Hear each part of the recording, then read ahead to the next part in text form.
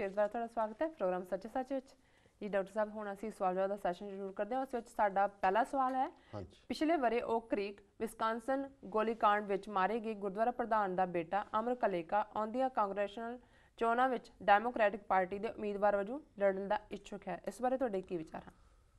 ਦੇਖੋ, ਆਮ ਤੌਰ 'ਤੇ ਅਸੀਂ ਵੀ ਇਹ ਸਲਾਹ ਦਿੰਦੇ ਹਾਂ ਆਪਣੀਆਂ ਪ੍ਰੈਜੈਂਟੇਸ਼ਨਸ ਦੇ ਵਿੱਚ ਜੀ ਕਿ ਸਿੱਖਾਂ ਨੂੰ ਲੋਕਲ ਪੋਲੀਟੀਕਲ ਸਿਸਟਮ ਦੇ ਵਿੱਚ ਉਹ ਭਾਵੇਂ ਕਿਸੇ ਪੱਧਰ 'ਤੇ ਵੀ ਹੋਏ, ਕੌਂਸਲ ਲੈਵਲ ਤੋਂ ਲੈ ਕੇ ਜੀ ਪਾਰਟਿਸਿਪੇਟ ਕਰਨਾ ਚਾਹੀਦਾ ਹੈ, ਸ਼ਮੂਲੀਅਤ ਕਰਨੀ ਚਾਹੀਦੀ। ਜੀ ਜੀ ਅੱਜ ਜਿਹੜੀ ਇਹ ਸਟੇਟਮੈਂਟ ਸਾਡੇ ਦਰਸ਼ਕਾਂ ਨੂੰ ਯਾਦ ਹੋਏਗਾ, ਕਿਉਂਕਿ ਬੜੀ ਟ੍ਰੈਜਿਕ ਇਵੈਂਟ ਸੀ ਕਿ 5 ਅਗਸਤ 2012 ਨੂੰ ਇੱਕ ਕਾਲਾ ਜਿਹੜਾ ਇੱਕ ਗੋਰਾ ਰੇਸਿਸਟ ਵਾਈਟ ਸੁਪਰਾਮਿਸ ਜੀ ਵਿਸਕੌਨਸਨ ਸਟੇਟ ਓਕ ਕ੍ਰੀਕ ਜਿਹੜਾ ਕਿ ਮਿਲਵਾਕੀ ਦੇ ਨੇੜੇ ਹੈ ਉਹਦੇ ਗੁਰਦੁਆਰਾ ਸਾਹਿਬ 'ਚ ਆਇਆ ਔਰ ਉਸਨੇ ਫਾਇਰਿੰਗ ਕਰਕੇ 6 ਸਿੱਖਾਂ ਨੂੰ, ਜਿਨ੍ਹਾਂ ਦੇ ਵਿੱਚ ਬੀਬੀ ਪਰਮਜੀਤ ਕੌਰ ਵੀ ਸ਼ਾਮਲ ਸੀ ਜੀ, ਉਹਨਾਂ ਨੂੰ ਸ਼ਹੀਦ ਕੀਤਾ। ਉਹਨਾਂ ਸ਼ਹੀਦ ਹੋਣ ਵਾਲਿਆਂ ਜਾਂ ਮਾਰੇ ਜਾਣ ਵਾਲਿਆਂ 'ਚ ਸਤਵੰਤ ਸਿੰਘ ਕਾਲੇਕਾ ਜਿਹੜਾ ਗੁਰਦੁਆਰੇ ਦੇ ਪ੍ਰਧਾਨ ਸੀ ਉਹ ਵੀ ਸ਼ਾਮਲ ਸੀ ਜੀ। ਸੋ ਸਿੱਖਾਂ ਨੇ ਹੀ ਨਹੀਂ, ਅਮਰੀਕਾ ਭਰ ਨੇ ਹਮਦਰਦੀ ਦਿਖਾਈ। ਅਮਰੀਕਾ ਦਾ ਅਟਾਰਨੀ ਜਨਰਲ ਮੌਕੇ 'ਤੇ ਪਹੁੰਚਿਆ, ਅਮਰੀਕਾ ਦੇ ਝੰਡੇ ਇੱਕ ਹਫ਼ਤੇ ਲਈ ਨਿਵਾਏ ਗਏ ਔਰ ਉਸ ਤੋਂ ਬਾਅਦ ਬੀਬੀ ਮਿਸ਼ੇਲ ਓਬਾਮਾ ਫਸਟ ਲੇਡੀ ਵੀ ਉੱਥੇ ਗਏ ਜੀ। ਪਰ ਹੁਣ ਅੱਜ ਜਿਹੜੀ ਇਹ ਖਬਰ ਹੈ ਅਮਰ ਕਾਲੇਕਾ ਉਹਨਾਂ ਦੇ ਲੜਕੇ ਦੇ ਇਲੈਕਸ਼ਨ ਲੜਨ ਦੀ, ਇਸ ਨੂੰ ਮੈਂ ਜ਼ਰਾ ਐਕਸਪੋਜ਼ ਕਰਨਾ ਚਾਹੁੰਦਾ ਹਾਂ ਨਾ ਪੱਖੀ ਤੌਰ 'ਤੇ ਜੀ ਕਿ ਉੱਥੇ ਵੀ, ਕਿਉਂਕਿ ਜਦੋਂ ਸ਼ੁਰੂ ਦੀਆਂ ਪ੍ਰੈਸ ਕਾਨਫਰੰਸਿਸ ਵਗੈਰਾ ਆਈਆਂ ਤੇ ਉਹਨੇ ਬੜਾ ਅੱਗੇ ਅੱਗੇ ਹੋ ਕੇ ਕੀਤਾ ਕਿ ਜੀ ਫਿਲਮ ਮੇਕਰ ਵੀ ਹੈ, ਫਲਾਣਾ ਵੀ ਹੈ ਜੀ। ਪਰ ਜਦੋਂ ਅਸੀਂ ਥੋੜ੍ਹਾ ਜਿਹਾ ਪ੍ਰੋਬ ਕੀਤਾ ਹੈ, ਹੋਰ ਵੀ ਜਰਨਲਿਸਟ ਆਏ ਹੋਏ ਸੀ, ANI ਦੇ ਉੱਥੋਂ ਅੰਮ੍ਰਿਤਸਰ ਤੋਂ ਆਏ ਸੀ, ਤੇ ਅਸੀਂ ਫਾਈਂਡ ਆਊਟ ਕੀਤਾ ਵੀ ਇਹ ਤਾਂ ਸਿੱਖ ਨਹੀਂ ਹੈ।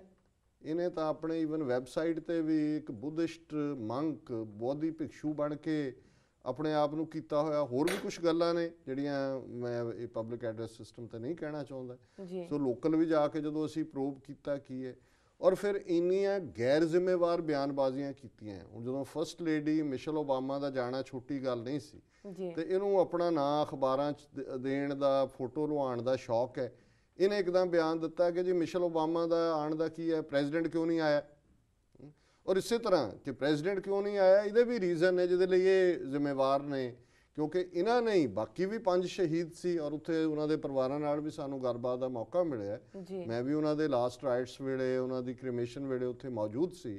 ਗੁਰਦੁਆਰਾ ਸਾਹਿਬ 'ਚ ਵੀ ਅਸੀਂ ਐਡਰੈਸ ਕੀਤਾ ਤੇ ਪਰ ਅਸੀਂ ਇਹ ਫਾਈਂਡ ਆਊਟ ਕੀਤਾ ਕਿ ਬਹੁਤ ਸਾਰੀਆਂ ਐਸੀਆਂ ਗੱਲਾਂ ਨੇ ਜਿਨ੍ਹਾਂ ਨੇ ਈਵਨ ਲੋਕਲ ਸੰਗਤ ਦੇ ਵਿੱਚ ਵੀ ਇਸ ਦਾ ਕੋਈ ਪ੍ਰਭਾਵ ਨਹੀਂ ਹੈ, ਰਾਦਰ ਨਾ ਪੱਖੀ ਗੱਲ ਹੈ। ਸੋ ਅਸੀਂ ਸਮਝਦੇ ਹਾਂ ਵੀ ਜਿਹੜਾ ਉੱਥੋਂ ਰਿਪਬਲਿਕਨ ਮਿਸਟਰ ਪੌਲ ਰਿਆਨ ਹੈ, ਉਹ ਇੰਨਾ ਸੋਲਿਡਲੀ ਸਿੱਖਾਂ ਦੇ ਨਾਲ ਖਲੋਤਾ ਹੈ। ਜਿਹੜੇ ਕਾਂਗਰਸ ਦੇ ਦੋਨੋਂ ਸਦਨਾਂ ਦੇ ਵਿੱਚ, ਕਾਂਗਰਸ ਔਰ ਸੈਨੇਟ ਦੇ ਵਿੱਚ ਵੀ ਸਿੱਖਾਂ ਦੇ ਹੱਕ 'ਚ ਬਾਅਦ 'ਚ ਰੈਜ਼ੋਲੂਸ਼ਨ ਆਏ, ਇਹ ਕਿਹਨੇ ਮੂਵ ਕੀਤਾ? ਪੌਲ ਰਿਆਨ ਬਹੁਤ ਸੀਨੀਅਰ ਰਿਪਬਲਿਕਨ ਹੈ। ਸੋ ਅਸੀਂ ਸਮਝਦੇ ਹਾਂ ਵੀ ਇਹ ਇੱਕ ਐਵੇਂ ਸਟੰਟ ਜਿਹਾ ਹੈਗਾ ਕਿ ਜੀ ਮੈਂ ਇੱਕ ਪ੍ਰੋਬਿੰਗ ਕਮੇਟੀ ਬਣਾ ਦਿੱਤੀ ਹੈ, ਉਹ ਦੱਸੇਗੀ, ਫਿਰ ਮੈਂ ਡੈਮੋਕ੍ਰੈਟਿਕ ਉਮੀਦਵਾਰ ਉਤਰਾਂਗਾ। ਕੋਈ ਉੱਥੇ ਰਹਿੰਦਾ ਵੀ ਨਹੀਂ ਹੈ ਲੰਮਾ ਸਮਾਂ। ਸੋ ਅਸੀਂ ਸਮਝਦੇ ਹਾਂ ਵੀ ਇਹ ਐਵੇਂ ਇੱਕ ਸਟੰਟ ਹੈ। ਤੇ ਜਿਹੜੀ ਮਾੜੀ ਮੋਟੀ ਸਿੱਖਾਂ ਦੇ ਨਾਲ ਹਮਦਰਦੀ ਪੈਦਾ ਹੁੰਦੀ ਹੈ, ਜਾਂ ਜਿਹੜੇ ਕੋਈ ਸਿੱਖਾਂ ਦੇ ਨਾਲ ਹਮਦਰਦੀ ਰੱਖਣ ਵਾਲੇ ਕਾਂਗਰਸਮੈਨ ਜਾਂ ਦੂਜੇ ਨੇ, ਇਸ ਕਿਸਮ ਦੀਆਂ ਜਿਹੜੀਆਂ ਇਹ ਬਿਆਨਬਾਜ਼ੀਆਂ 'ਤੇ ਆਧਾਰਿਤ ਐਵੇਂ ਫੋਕੀ ਸ਼ੋਹਰਤ ਦੀਆਂ ਗੱਲਾਂ ਨੇ, ਉਸ ਤੋਂ ਅਸੀਂ ਈਵਨ ਉਹਨਾਂ ਦੀ ਹਮਦਰਦੀ ਵੀ ਗਵਾਉਂਦੇ। ਸੋ ਅਸੀਂ ਇਸ ਮੂਵ ਨੂੰ ਇੱਕ ਜਸਟ ਪਬਲਿਸਿਟੀ ਸਟੰਟ ਮੰਨਦੇ, ਇਸ ਤੋਂ ਵੱਧ ਕੇ ਕੁਛ ਨਹੀਂ ਹੈ। ਜੀ ਡਾਕਟਰ ਸਾਹਿਬ, ਸਾਡਾ ਅਗਲਾ ਸਵਾਲ ਹੈ, ਸ਼ਹੀਦ ਭਗਤ ਸਿੰਘ ਦੇ ਭਤੀਜੇ ਯਾਦਵਿੰਦਰ ਸਿੰਘ ਸੰਧੂ ਵੱਲੋਂ ਭਗਤ ਸਿੰਘ ਦੀ ਡਾਇਰੀ ਤੇ ਆਧਾਰਿਤ ਪੁਸਤਕ ਨਰਿੰਦਰ ਮੋਦੀ ਤੋਂ ਰਿਲੀਜ਼ ਕਰਵਾਈ ਜਾਵੇਗੀ। ਇਸ ਬਾਰੇ ਤੁਹਾਡਾ ਕੀ ਕਹਿਣਾ? ਦੇਖੋ, ਇਹ ਵੀ ਇੱਕ ਹੋਰ ਫਰਾਡ ਹੈ ਜੀ ਕਿ ਇੱਕ ਪਾਸੇ ਸ਼ਹੀਦ ਭਗਤ ਸਿੰਘ ਨੂੰ ਕਾਮਰੇਡ ਸਾਬਤ ਕਰਨ ਦੇ ਉੱਤੇ ਉਹਨਾਂ ਦੇ ਟੱਬਰ ਦੇ ਬਾਕੀ ਜੀਆਂ ਦਾ ਵੀ ਜ਼ੋਰ ਲੱਗਿਆ। ਚਲੋ, ਸਾਨੂੰ ਤਾਂ ਉਹਦੇ ਇਸ ਮੂਵ ਦਾ ਵਿਰੋਧ ਕਰਨ ਦੀ ਬਹੁਤੀ ਲੋੜ ਨਹੀਂ ਪਈ ਜਾਂ ਪੈਣੀ, ਕਿਉਂਕਿ ਉਹਨਾਂ ਦੇ ਟੱਬਰ ਦੇ ਬਾਕੀ ਜਿਹੜੇ ਨੇ, ਜਿਨ੍ਹਾਂ ਦੇ ਵਿੱਚ ਉਹਨਾਂ ਦੇ ਕੈਨੇਡਾ ਬੇਸਡ ਰਿਸ਼ਤੇਦਾਰ ਨੇ, ਉਹਨਾਂ ਨੇ ਪਹਿਲਾਂ ਹੀ ਇਹ ਕਹਿ ਦਿੱਤਾ ਹੈ ਕਿ ਵੀ ਇਹ ਬਿਲਕੁਲ ਗਲਤ ਹੈ, ਇਹ ਤਾਂ ਉਸ ਆਈਡੀਓਲੋਜੀ ਦੇ ਹੀ ਖਿਲਾਫ ਹੈ ਜਿਹਦੇ ਲਈ ਭਗਤ ਸਿੰਘ ਤਾਂ ਜਿਹੜਾ ਉਹ ਉਸਦੀ ਵਿਚਾਰਧਾਰਾ ਡਿਫਰੈਂਟ ਹੈ। ਹੁਣ ਇਹ ਹਿੰਦੂਤਵਾ ਦਾ ਜਿਹੜਾ ਝੰਡਾ ਬਰਦਾਰ, ਜਿਹਨੇ ਹਜ਼ਾਰਾਂ ਬੇਗੁਨਾਹ ਮੁਸਲਮਾਨ ਮਾਰੇ ਨੇ, ਸਿੱਖ ਕਿਸਾਨਾਂ ਨੂੰ ਉਜਾੜ ਰਿਹਾ ਹੈ, ਭਗਤ ਸਿੰਘ ਦੀ ਹਾਲਾਂਕਿ ਭਗਤ ਸਿੰਘ ਦੀ ਵਿਚਾਰਧਾਰਾ ਨੂੰ ਅਸੀਂ ਸਮਝਦੇ ਹਾਂ ਵੀ ਕਾਮਰੇਡਾਂ ਨੇ ਹਾਈਜੈਕ ਕੀਤਾ ਉਹ ਸਿੱਖ ਥਾਟ ਨਾਲ, ਪਰ ਜੇ ਕਾਮਰੇਡੀ ਵੀ ਮੰਨ ਲਓ ਤੇ ਉਹ ਤਾਂ ਬਿਲਕੁਲ ਹੀ ਇਸ ਕਿਸਮ ਦੀ ਜਿਹੜੀ ਲਾਈਨ ਹੈ ਹਿੰਦੂਤਵੀ ਜਾਂ ਦੂਜੇ 'ਚ ਉਹਨਾਂ ਦਾ ਕੋਈ ਲਾਈਨ ਨਹੀਂ ਹੈ। ਉਹ ਤਾਂ ਧਰਮ ਨੂੰ ਹੀ ਨਹੀਂ ਮੰਨਦੇ ਹੈ, ਹਿੰਦੂਤਵੀ ਤਾਂ ਗੱਲ ਦੂਰ ਦੀ ਗੱਲ ਹੈ। ਸੋ ਇਹ ਇੱਕ ਜਿਹੜਾ ਸ਼ਹੀਦ ਭਗਤ ਸਿੰਘ ਦਾ ਭਰਾ ਹੁੰਦਾ ਸੀਗਾ, ਸ਼ਾਇਦ ਉਹਦਾ ਕੁਲਵੰਤ ਸਿੰਘ ਨਾਂ ਸੀ, ਹੁਣ ਤਾਂ ਇਹ ਬੀਜੇਪੀ ਬਣ ਗਈ। ਇਹ 1960ਵਿਆਂ ਦੇ ਵਿੱਚ ਭਾਰਤੀ ਜਨਸੰਘ ਨਾਂ ਦੀ ਪਾਰਟੀ ਸੀ, ਔਰ ਉਦੋਂ ਵੀ ਉਹ ਭਾਰਤੀ ਜਨਸੰਘ ਵੱਲੋਂ ਇਹਦਾ ਪਿਓ ਯਾਦਵਿੰਦਰ ਸੰਧੂ ਦਾ, ਜਿਹੜਾ ਹੁਣ ਕਿਤਾਬ ਉੱਤੋਂ ਰਿਲੀਜ਼ ਕਰਵਾਉਣਾ ਚਾਹੁੰਦਾ ਹੈ, ਕੁਲਬੀਰ ਸਿੰਘ ਹੀ ਨਾਂ ਸੀਗਾ, ਉਹ ਭਾਰਤੀ ਜਨਸੰਘ ਵੱਲੋਂ ਯੂਪੀ ਅਸੈਂਬਲੀ ਦੇ ਵਿੱਚ MLC ਸੀ, ਮੈਂਬਰ ਲੈਜਿਸਲੇਟਿਵ ਕਾਉਂਸਲ। 2 ਹਾਊਸ ਹੁੰਦੇ ਸੀ, ਹੁਣ ਬਹੁਤ ਸਾਰੀਆਂ ਸਟੇਟਾਂ ਨੇ ਖਤਮ ਕਰ ਦਿੱਤੇ ਨੇ। ਸੋ ਇਹ ਟੱਬਰ ਜਿਹੜਾ ਹੈ ਇਹ ਸ਼ੁਰੂ ਤੋਂ ਹੀ ਜਨਸੰਘੀ ਹੈ। ਔਰ ਇੱਕ ਭਗਤ ਸਿੰਘ ਦੀ ਭੈਣ ਜਿਹੜੀ ਹੈ ਬੀਬੀ ਕੁਲਵੰਤ ਕੌਰ, ਜਿਹੜੀ ਸ਼ਾਇਦ 92-93 ਸਾਲ ਦੀ, ਉਹ ਅੰਮ੍ਰਿਤਧਾਰੀ ਬੀਬੀ ਹੈ। ਔਰ ਉਹਦਾ ਜਿਹੜਾ ਮੁੰਡਾ ਹੈ ਕੁਲਜੀਤ ਸਿੰਘ ਟੱਟ, ਸਰਪੰਚ ਸੀ ਅੰਬਾਲਾ ਜੱਟਾਂ ਪਿੰਡ ਦਾ, ਉਹਨੂੰ ਪੁਲਿਸ ਨੇ, ਅਜੀਤ ਸੰਧੂ ਨੇ ਚੁੱਕ ਕੇ ਟੌਰਚਰ ਕਰਕੇ ਸ਼ਹੀਦ ਕੀਤਾ ਪਿਛਲੀ ਲਹਿਰ ਦੇ ਦੌਰਾਨ। ਸੋ ਉਹ ਅੱਜ ਤੱਕ ਵੀ ਇਨਸਾਫ ਦੇ ਲਈ ਜਿਹੜੇ ਨੇ ਕਰ ਰਹੇ ਨੇ। ਉਹ ਰੀਅਲ ਭਗਤ ਸਿੰਘ ਦੀ ਲੈਗੇਸੀ, ਗੁਰਸਿੱਖੀ ਦੀ ਵਾਰਿਸ ਹੈ ਉਹ ਭੈਣ, 92-93 ਸਾਲ ਦੀ। ਉਹਨਾਂ ਦਾ ਲੜਕਾ ਵੀ ਜਿਹੜਾ ਹੈ ਉਹ ਸ਼ਹੀਦ ਕੀਤਾ ਗਿਆ।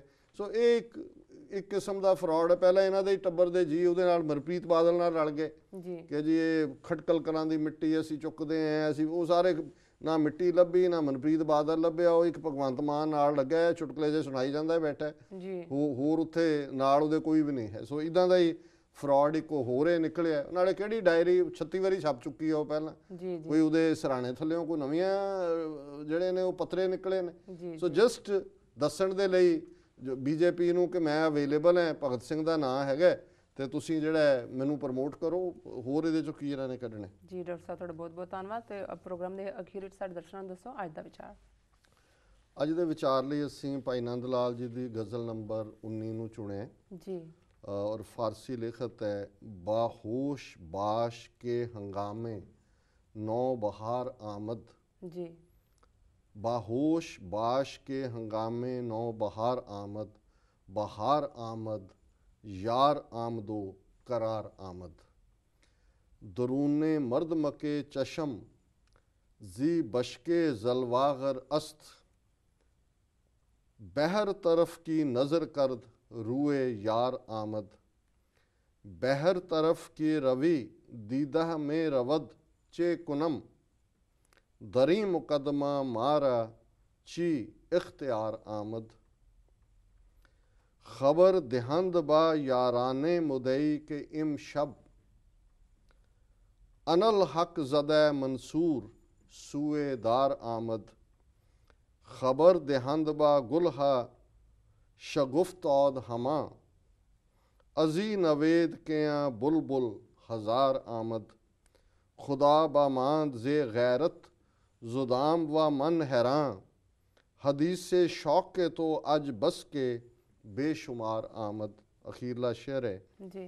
ख्याले हल्काए जुल्फ तो में कुनद गोया, अजी सबब के दिल अज शौक बेकरार आमद।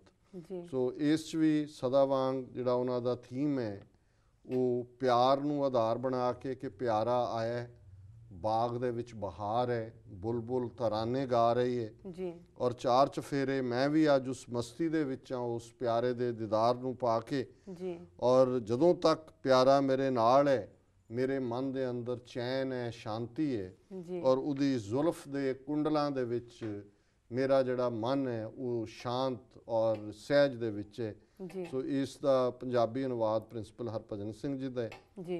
सो 7 उन्होंने अनुवाद शेरां दा कीता है। होश संभाली गुरसिख वीरा, रुत बहार है आई, नाल ले आई दिलबर अपने, नाले चैन ले आई। अख मेरी दी पुतली ताई, उसने जद रुशनाया, जिथे वेखां उत्थे मैनू दिलबर नजरी आया। अख मेरी है उधर जांदी, जावे जिधर प्यारा, झेड़े इस दे उत्ते मेरा चलदा नहीं कोई चारा। दस दिओ सब प्यारियां ताई, दिलबर राती आया, ज्यों मंसूर सी ला के नारा, सूली दे वल धाया। कर दिओ खबर फुल्लां दे ताई, सारे खिड़ जाओ भाई, क्यों जो मिठे बोलां वाली बुलबुल है अज आई।